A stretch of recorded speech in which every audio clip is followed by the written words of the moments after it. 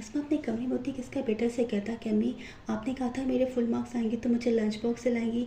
ये बोली बिल्कुल याद है मुझे, तुम्हारे अब्बू आते हैं तो बात करती हूँ। इतने में इसका शौहर घर आ जाता। इसे कहती खैरियत आज आपने देर कर दिया आने में, जमाल भाई तो कब के आ गए। ये सोफे पे बैठे से उकताहट से देखता और कहता कि जमाल भाई का दुम चलाऊँ क्या कि जब वो आएंगे तो मैं भी आ जाऊँगा और जब वो चले जाएंगे तो मैं भी चला जाऊँगा। उनकी अपनी ज़िंदगी और मेरी अपनी। वही साथ होते मोबाइल पे लग जाता।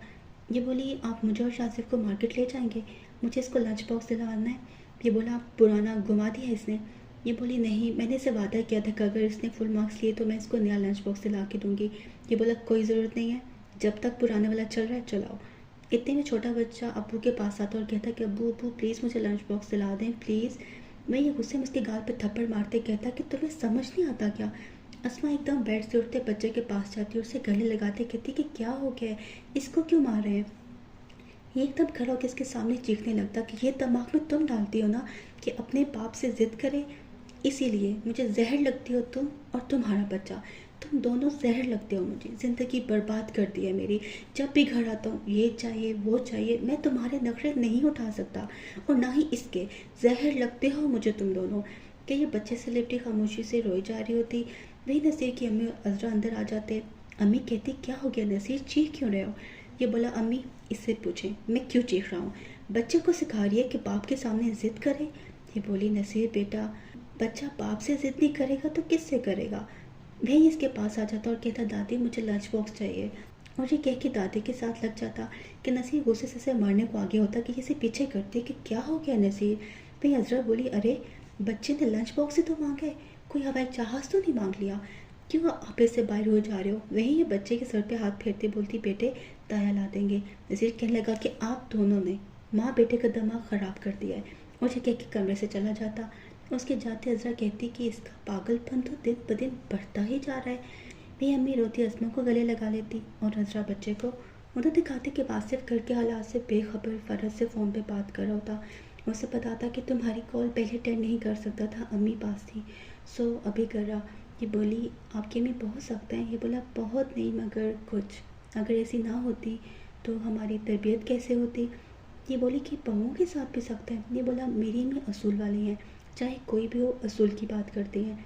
अभी जब तुम्हारा फ़ोन आया तो मैंने कट करते कहा कि दोस्त का फ़ोन है, तो बोली अब तुम्हारी शादी होने वाली है, दोस्तों के पास रात रात को जाना छोड़ दो। ये बोली क्या आप दोस्तों के पास रात को देर तक बैठे रहते हैं। ये बोला नहीं, जस्ट कभी चाय के लिए निकल गए, गपशप की और वापस। ये बोली फिर तो ठीक कहती हैं, आपको घर रहने की आदत डालनी चाहिए। ये बोला मेरे फ्रेंड्स भी कह रहे थे कि शादी के बाद तो मैं पराया हो जाऊँगा, हमारे ग्रुप के लड़के की शादी हुई उसके बाद तो वो बीवी का ही हो गया, नज़र ही नहीं आता। जिस पर वो हंसने लग पड़ती है। उधर अस्मा अकेले बैठे नसीर को बिहेवियर को सोचते अपसेट होती। उसे याद आता जब उसने वासिफ की बीवी की तारीफ़ की थी कि बहुत प्यारी है, तो नसीर ने कहा कि बस मेरे टाइम भी अम्मी की आंखों में पट्टी बन गई थी। हालांकि अस्मा गंदमी रंग की बहुत पुरकशिश पर्सनालिटी की थी, मगर हर नज़र का अपना नज़रिया। यूं ही दरवाजे पे टेक लगाए फर्श पे ही बैठ जाती और रोने लगती, फिर अचानक से खड़ी होती कि वहीं गिर जाती। उधर वासिफ फरज से फ़ोन पे बात कर होता कि वो कहती कि मुझे अपना इंस्टा अकाउंट सेंड करो। उसे सेंड करता है कि साथ ही वो कहती है अपनी सेल्फी भी भेजें, मैं भी आपको अपनी पिक्चर सेंड करती हूँ, जिस पे ये ओके कर देता। वे एक दूसरे के साथ पिक्चर्स एक्सचेंज करते कि वे एक दूसरे को बाय करते हैं और फ़ोन बंद कर देते हैं। वासिफ जैसे जैसे नीचे आता अस्मा को नीचे गिरा देख के एकदम अम्मी में पुकारने लगता।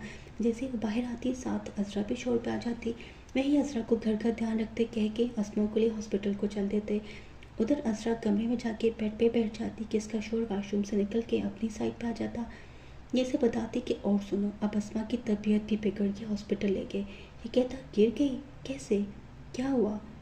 ये बोली अरे मुझे क्या पता, मुझसे ऐसे पूछो जैसे जाने से पहले मुझे ख़त लिख कर गई हो कि बहन मैं गिरने लगी हूँ और ये वजह है।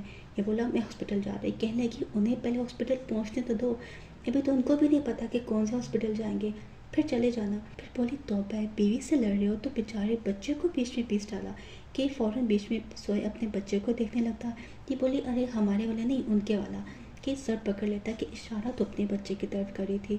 फिर बोली कल बच्चे के लिए लंच बॉक्स ले आना, मैंने उसे कहा है कि ताया ले आएंगे। ये बोला बड़ी चालाक हो, इसमें भी चालाकी होगी तुम्हारी। ये बोली हद है, एक तो मैं हमदर्दी करी ऊपर से मुझे ही सुना रहे। ना लाना भाई, है तो तुम्हारा अपना भी भतीजा ना। ले आते तो अच्छा था, सब भी तुम्हारी वाह वाह हो जाती कि ताया लंच बॉक्स लेके आए। इतने में अम्मी का जमाल को फ़ोन आता कि जमाल को बताती कि आने की ज़रूरत नहीं, तुम घर पे रहो, जब ज़रूरत पड़ी बताऊंगी। फिर बोली कि अब्बू आए तो उन्हें नसीर के झगड़े का नाम बताना और असरा को भी मना कर दो, बल्कि मेरी अजरा से बात कराओ। अजरा को फ़ोन देता कि ये कहती अम्मी कैसी तबीयत अस्मा की। यकीन करें एक करवट आराम नहीं मुझे, आज तो आँख भी नहीं लगेगी, मैं जाग रही हूँ, जैसे ही कुछ पता चला मुझे बताना। इस पर ओके करती हैं। फिर कहती कि अब्बू आएंगे उनको झगड़े का बिल्कुल ना बताना। ये कहती अरे अम्मी मैं क्यों बताऊँगी, आप बेफिक्र हो जाएं। फ़ोन रखते साथ कहती हद है, मैं तो कहती हूँ बताना चाहिए कि उसका दिमाग तो ठिकाने लाए, मगर नहीं, इनका तो अपना ही अंदाज़ है। इतने में जमाल बेड से उठता, कहती किधर जा रहे हो। वो वाशरूम की तरफ इशारा करता और वाशरूम की तरफ बढ़ जाता। ये कहती तौबा है, अभी तो आए थे वाशरूम से, करते क्या रहते हो वाशरूम में तुम। रात को सो रहे होते कि दरवाज़ा खुलने की आवाज़ आती। ये जमाल को आवाज़ देती मगर उसकी आंख नहीं खुलती। कि कहती कि लगता है आगे वो लोग, और बाहर को चल देती। बाहर जाती तो नसीर सिटिंग में बैठा पानी पी रहा होता। ये देखते कहती अच्छा तो तुम आए हो। फिर अपनी कमर पे हाथ रखते कहती कि कहाँ सैर सपाटे को निकल गए थे तुम। पता भी है बीवी हॉस्पिटल में है तुम्हारी। ये बोला क्यों। ये जवाब देती कि चकरा के गिर गई थी, सर पे चोट आई उसके। कि अपना पानी का ग्लास ख़त्म करते कहता कि मुझे भूख लगी है, खाने को कुछ मिल जाएगा। ये बोली कुछ सुना भी है तुमने, तुम्हारी बीवी के सर पे चोट आई है, उसे हॉस्पिटल लेकर गए हैं और तुम्हें भूख लग रही है उल्टा। ये बोला तो मैं क्या करूँ, मैंने धक्का दिया उसे। वहीं पीछे से अम्मी आ जाती हैं और साथ वलीद भी। हजरा कहती अस्मा की तबीयत कैसी है अब। वो बोली बेहतर है, सुबह बात करेंगे। फिर नज़ीर को बोली कि तुम कहाँ थे, फ़ोन भी नहीं उठा रहे थे। फिर हजरा बोली कि अभी अभी आया, मैंने बताया भी कि बेबी हॉस्पिटल में है, मगर इन्हें तो भूख लग रही है, खाना चाहिए। ये बोला भाभी कुछ खाने को दे रही हैं तो ठीक है, वरना मैं सोने को जा रहा हूँ, बातें ना सुनाई मुझे। वहीं सास को देखे कहती सुन ले। ये बोली तुम जाओ, मैं गर्म करके दे दूँगी। असरा कहती यहाँ सबकी भूख उड़ी हुई है, उन्हें खाना चाहिए, और कह के अपने कमरे को चल देती। उसे जाते ही इसके पास बैठ जाती और कहती नसीर बेटा कितनी दफ़ा मैंने तुम्हें कहा है कि अस्मा के साथ अपना रवैया ठीक रखा करो। ये बोला अम्मी आपकी हमदर्दी हासिल करने के लिए वो सब ड्रामे करती है और हमेशा कामयाब हो जाती है। ये बोली बेटा वो ज़िंदगी मौत की कश्मकश में है और तुम्हें ये सब ड्रामा लग रहा है। खैर मैं तहज्जुद पढ़ लूँ फिर तुमसे बात करती हूँ। ये बोला कि आपके सामने तो बस मैं ही बुरा हूँ। ये बोली सुबह शराफत से मेरे साथ हॉस्पिटल जाओगे और हर मामला खुद देखोगे।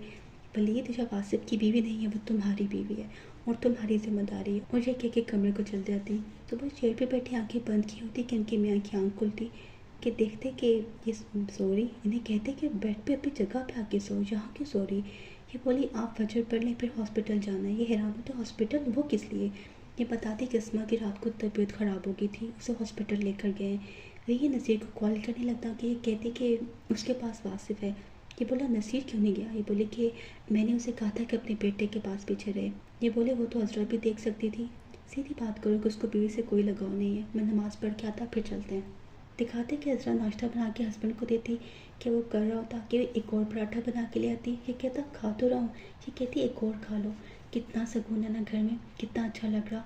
इतने अरसे बाद आज मैं और तुम अकेले इस घर में, इसीलिए कहती हूँ अलग घर ले लो, रोज़ रोज़ ऐसे पराठे बना के खिलाऊंगी तुम्हें कसम से। ये बोला दिमाग ख़राब हो गया तुम्हारा, अस्मा हॉस्पिटल में पड़ी है और तुम घर अलग करने का किस्सा फिर से लेके बैठ गई। ये बोली हाँ तो क्या हो गया, अस्मा के साथ वहाँ पूरा कुंबा तो मौजूद है ना, तुम सिर्फ अपनी अपने बच्चों की फ़िक्र करो। अरे बेटी बड़ी हो रही है, इस घर में रहेंगे तो कोई भी ढंग का रिश्ता नहीं आएगा। इसके लिए अच्छे रिश्ते आने के लिए घर अच्छा और बड़ा होना चाहिए। ये बोला घर बड़े होने से कोई फ़र्क नहीं पड़ता, तुम भी छोटे से फ्लैट में रहती थी ना, मैं मिल गया तुम्हें। ये बोली हाँ बड़ा जो अच्छा रिश्ता मिला है मुझे, तुम प्रिंस चार्ल्स और मैं तुम्हारी क्वीन एलिजाबेथ। मुझे तो पूरा यकीन है तुम्हारी माँ ने तुम पे जादू टोने कराए हुए हैं, तभी तुम्हारी सोचने समझने की सारी सलाहियतें ख़त्म हो चुकी हैं। ये बोला आहिस्ता बोलो, घर खाली देख के चिल्लाना शुरू कर दिया। चलो जाओ एक और पराठा लेके आओ। ये बोली कोई पराठा नहीं है, जितने पराठे खाने थे खा लिए बस, बन गए सारे पराठे, पराठा लेके आओ। और ये कह के अपने कमरे को जाने लगती। ये कहता सुनो अस्मा की तरफ जाना है अभी। ये बोली मैं नहीं जा रही कहीं, मेरा सर में दर्द हो रहा, मैं अपनी नींद पूरी करूँगी, तुम जाओ, पूरा गुम्बा वहाँ पर है, तुम भी जाओ, हाथ बांध के खड़े हो जाओ वहाँ जाके। और कमरे को जाने लगती। जैसे कॉल आ जाती कि अटेंड करता तो उससे लड़का बताता कि दुकान पे माल आ गया। ये कहता कि नसीर तो नहीं है, मैं ही आता हूँ, और फ़ोन बंद कर देता। कि ये जो वहाँ रोक के सारी बात सुनती से कहती क्या हुआ। ये बोला सारा कुछ तो सुन लिया तुमने, अब तुम्हें और क्या बताऊँ। ये बोली निदा यासिर मॉर्निंग शो में बता रही थी कि उसका शौहर से हर बात बताता है। ये बोला वो तुम्हारी तरह ऐसी हरकतें नहीं करती होगी और शोर का सर नहीं खाती होगी, जो मैं ले पाई की चाबी लेके आओ। ये बोली मैं नहीं ला रही, खुद ले आओ। मैं ये सर पकड़ लेता कि ओह सुबह सुबह चालू हो जाती है। उधर जमाल दुकान पे जाता तो माल रिसीव करने के बाद कहता कि पेमेंट कल पे रख लें, चेकबुक मेरे पास नहीं है, अबू हॉस्पिटल में, उन्हें बुला भी नहीं सकता अभी। वो बोला कि मुझे पेमेंट तो आज ही चाहिए, मैंने किसी को पेमेंट करनी आगे कि अबू को कॉल करता। वो कहते किधर हो, तुम्हारा भाई हॉस्पिटल में, तुम सब भाइयों को उसके पास होना चाहिए। ये बताता कि मैं आ रहा था, मुझे फ़ोन आ गया कि माल दुकान पे पहुंच गया है। ये बोले हाँ ये तो मैं भूल ही गया था। जमाल बोला अबू ये पेमेंट मांग रहे हैं तो आपके पास भेज देता हूँ। ये बोले कि चेकबुक तो मेरे पास नहीं है, तुम इसे घर भेज दो, वहाँ मैंने 2 चेक साइन करके रखे हुए हैं, पेमेंट एंटर करके दे देना। मैं अजरा को कहता हूँ, वो निकाल के रखती है। वहीं ये फ़ोन बंद करके अजरा को कॉल करते कि बंदा आ रहा, उसे अलमारी से चेक निकाल के दे दो। ये कहती कि अब्बू अलमारी को तो ताला लगा हुआ है और चाबी तो अम्मी के पास होती है। ये बोले एक चाबी उधर है बेड के नीचे, जूतों के डिब्बे पड़े हुए, मैं जो रेड कलर का डिब्बा है उसमें चाबी है। भी कहती अच्छा बुक करती हूँ। उधर उनकी वाइफ इनको फ़ोन पे बात करते देखती तो पास आके पूछती क्या हुआ, कि वो सारी बात बताते हैं। ये कहती कि चाबी तो मेरे पास है। ये बोले एक चाबी डिब्बे में भी रखी है। ये परेशान होते बोली कि आपने ये उसे क्यों बता दिया, अब वो अलमारी खोलेगी उसमें मेरी भी इतनी चीज़ें पड़ी हुई। ये बोले गुस्सा क्यों हो रही हो, ऐसा भी क्या। ये एकदम बोली नहीं नहीं मैं गुस्सा नहीं हो रही, चलें ठीक है। नहीं वो बेटों के पास जाके बैठ जाते कि ये फ़ौरन से वलीद को इशारा करके अपने पास बुलाती और कहती कि फ़ौरन से घर जाओ, कमरे में जाके बैठ जाओ, असरा की अलमारी खोले तक तुम वहाँ ही हो ताकि वो कोई शरारत ना करे। कि ये वहाँ से निकल पड़ता। वही ये फ़ौरन से शहनाज को कॉल करके कहती कि मेरे कमरे में जाके फ़ौरन जाके बैठ जाओ, ये ज़ाहिर करना कि तुम मुझसे मिलने आई हो और उधर ही रहना।